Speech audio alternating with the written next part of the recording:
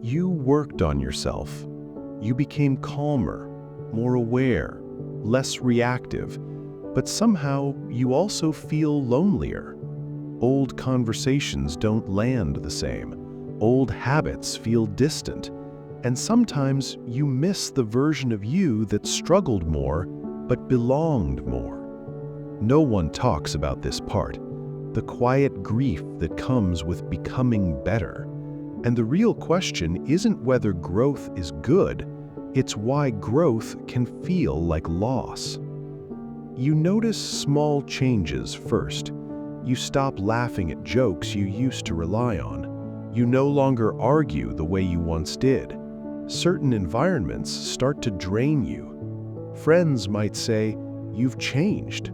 Some mean it kindly, others don't. Inside, there's tension. Part of you feels proud, another part feels disconnected, like you left something behind without saying goodbye. This affects decisions. You hesitate before setting boundaries because you remember when being agreeable kept you safe.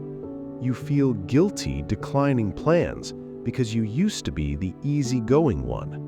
Relationships shift. Some conversations feel shallow now. Others feel harder because people still expect the old version of you. And your self-talk changes. You might think, "Why do I feel sad when I'm doing better? Why does growth feel heavier than expected?" Psychologically, this pattern often shows up during identity transition. In personality psychology, identity isn't fixed. It's a story your brain updates slowly, based on social feedback and past roles.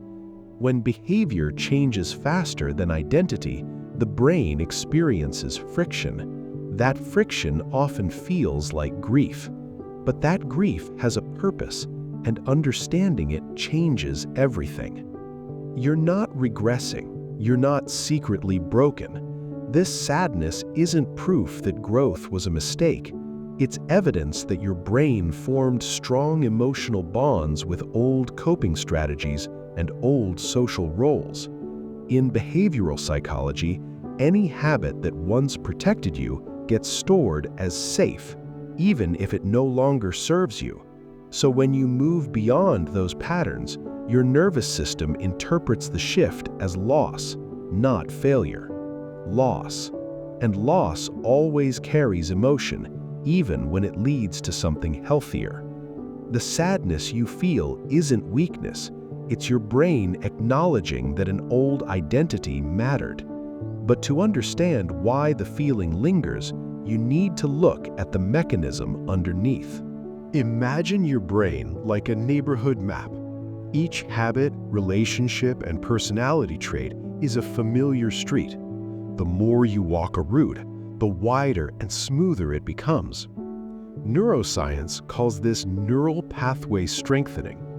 When you change your behavior, you stop walking certain streets. New paths begin forming, old ones grow quiet. But your brain evolved for predictability. The limbic system, your emotional alarm center, monitors changes in routine because unfamiliar patterns once signaled danger. So when your identity shifts, the brain sends subtle distress signals, not because growth is harmful, but because it's unfamiliar. Here's a simple mental model.